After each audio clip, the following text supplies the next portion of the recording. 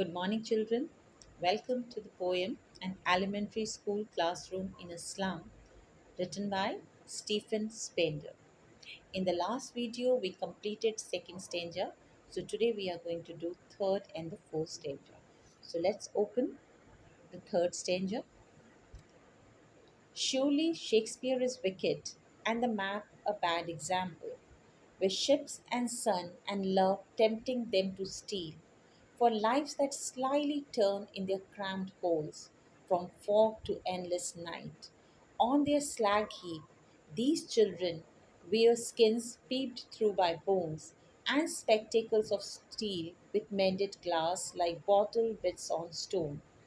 All of their time and space are foggy slum, so blot their maps with slums as big as doom. The poem starts with this stanza starts with Shakespeare is wicked. Shakespeare is very bad. And the map a bad example. The map which is hung on the walls of their classroom is called the bad example. Now why on earth poet is saying that Shakespeare is wicked? To understand this, we need to understand what is depicted in the plays of Shakespeare. Ships, the beautiful ships, sun, and love. With ships and sun and love. Now, ship represent what? Where we can ride and explore the world and know the world, the beautiful, beautiful world, and the finer sentiments of love that we can read in the plays like Romeo and Juliet, and the higher sentiments of the true friendship like in Julius Caesar. Then map a bad example. What does map represent? Represent again a very beautiful unknown world to know, to explore, to see. So all these things tempt the children. They want to have this world. They want to feel these things. But all this thing is beyond their reach. But in order to attain it, they might resort to unfair means. This might turn them into thieves. That's why poet is saying that Shakespeare is very bad for them, wicked.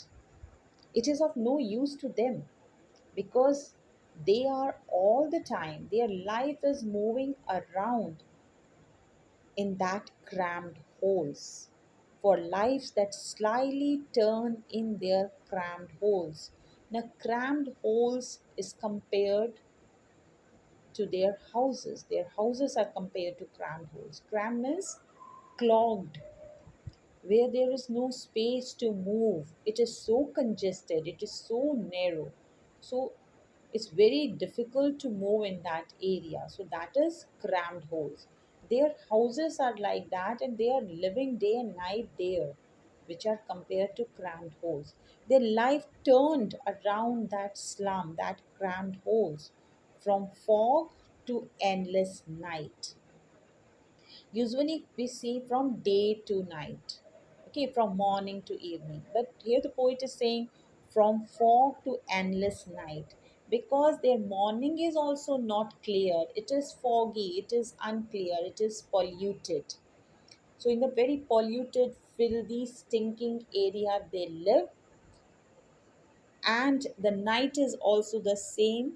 The darkness seems never to end. In that place they are living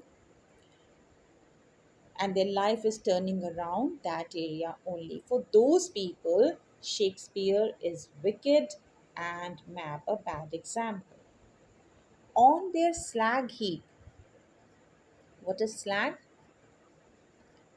It is the mounds of filth, the mounds of the industrial waste, the heap or the pile of all those uh, discarded material that they have brought into their houses in order to attain something from it, extract something from it to make the both hands meet. So that is the waste, slag, waste. Waste material that is lying all around their houses in the slum area wherever one sees. On their slag heap, these children wear skins. It seems as if they are wearing not the clothes but the skin. They are so thin, so lanky, they seems to wear their skins. Peeped through by bones, their bones seems to be peeping out of that skin because they are undernourished, they are malnourished, they are not getting proper food. That's why they have stunted growth, and that's why their skin seems to be, they are wearing it, and the bone seems to be peeping out of it. As you can see in this slide, this small boy who is crying, and the spectacles that they wear, the spectacles of steel with the glass mended. Mended means repaired. With mended glass. They are so poor that they cannot afford to get their glasses, their spectacles repaired. And they repair it the most unprofessional way, using some glue maybe or some stick or whatever, and that appeared to be like bottle bits on stone. Their spectacles appear to be like pieces of bottles, and that's lying on stone. So bottle bits on stone, their glasses has turned like that because of the way they have been repaired by them in a very unprofessional way. Now here we need to understand that what glasses are for. They are for to make the vision clear. One someone is who is myopic, he wears glasses so that he can have a clear vision, right? But here, what their glasses are doing, because they are repaired in this way, so instead of making clear their vision, it impaired their vision, right? They cannot see clearly through those glasses, but they have no way out. They have to wear those glasses only. Now, come to the next line. All of their time and space are foggy slum. Their complete time is spent in that slum which is polluted, which is unclear, and the space is only that. That is the only space for them. That is the world for them. That slum is the world for them. And all of their time and space is spent there in that foggy slum only because they have to make the both ends meet. Their need is only food and shelter.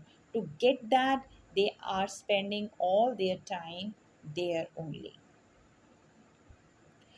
Here the poet gets so angry, so infuriated that he says, so blot their maps with slums as big as doom.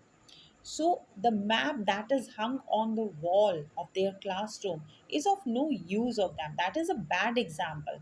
So what that map should be showing? The slum. Because slum is their world. They know only this world. So blot, stain the map with the slums, and that slum should be as big as doom. Why? Because the rich people should also understand that there is people who are living in this abject misery and poverty. They should feel for them. They should also know that this is the part of the world, and they are not the they should not be isolated by the rich people. And when they will see this map, they will understand that they also exist somewhere in this world is not all that beautiful that is depicted in the map. This is also the reality. So that's why plot their maps with slums as big as doom, because this slum area is equal to like the death only, doom, death. So to let the rich understand, and because it is of no use to showing them the beautiful world to the slum children, so let the slum be their map. Now we'll move to the fourth stanza. Here the poet is changing his tone a little. He's showing the hope that change, the transformation is possible. But it is not possible unless those people who are in power, governor, that is politician, inspector, that is inspector of the school, who has the moral obligation, who is in charge to the, make the changes in the school, or the visitor, any curious visitor who just pay a visit to see that how the school runs. If these people do something for them, if these people develop a compassionate attitude towards them, then the lot of these slum children can be changed. So unless governor, inspector, visitor do something, then only their lot can be changed. Then this map, which is hung on the wall of the classroom, will become their world, become their window. It will become their world too.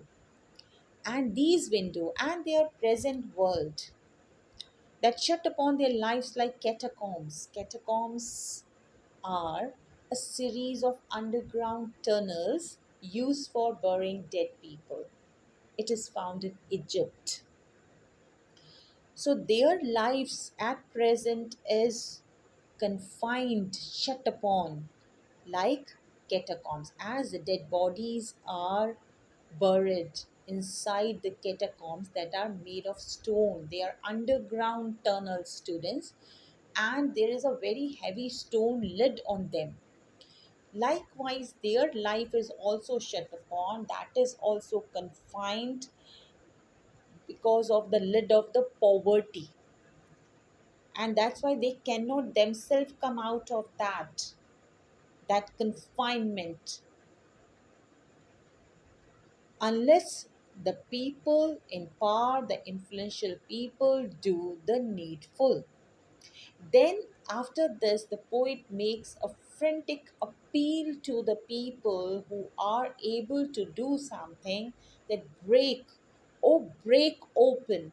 He is asking them to break the shackles of their poverty, break the shackles of their hopelessness, despair, which had bound them in that slum area, confined them in that slum. So break it open and let them come out and let them be free. Break the town, let them come in and sail forth in the world like the other people. Break the town and show these children the green fields, the open fields. What are open fields symbolize? It symbolizes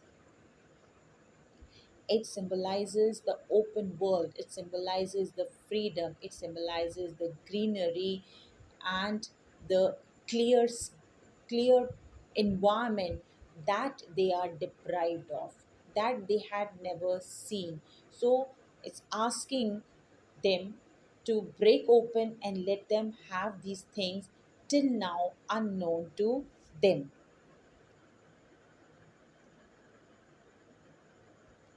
and make their one run azure on gold sands. And they should also see the azure, the blue sky, the clear blue sky, which they have never seen because their world was foggy. Okay. And the gold sands, the open, beautiful beaches, let them run freely over them. Let them explore the world which was yet unknown to them. The poet has uses these words break or broke open so that they have to break out from the miserable, hopeless life of the slum world, so that they can wander beyond, they can come out and go beyond the slums and their town onto the green fields and golden sands, indicating the unlimited world which there is for them to explore and to know, this beautiful, beautiful world as you can see here.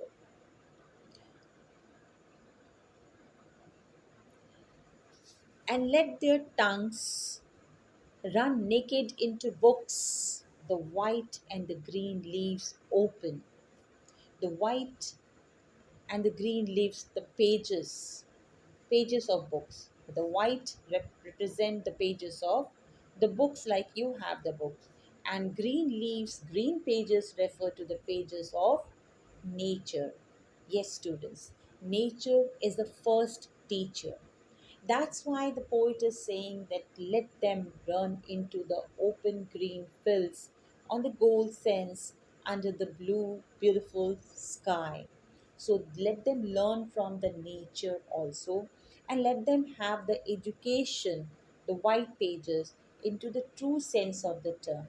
And it should be provided to them in such a way that they become hungry for it, that their tongues run naked into books, that they would try to lap up the knowledge hungrily. And if it is given to them, then what has happened? Their language will be as powerful as sun. Language is the sun. History theirs whose language is the sun.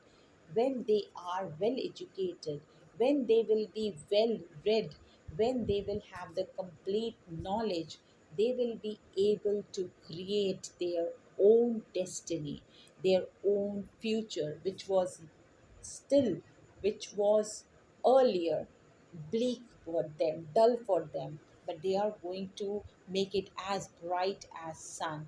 And those people who are well educated, who are well read, they don't, or they not only create their own destiny, but they also help to create destiny of others, create or bring change in the world of others, and in that way they create history. History theirs whose language is the sun. I hope you have understood the poem.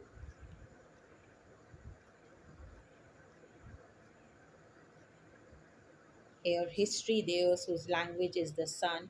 Education can bring this change in their life. It can completely transform their life. And catacombs, I have not shown you. These are the underground tunnels where the bodies are buried, as you can see here in this slide. So, we have completed the poem. I hope you have understood. If there are any doubts still is there, you can clear it in your live streaming classes. Thank you and have a nice day.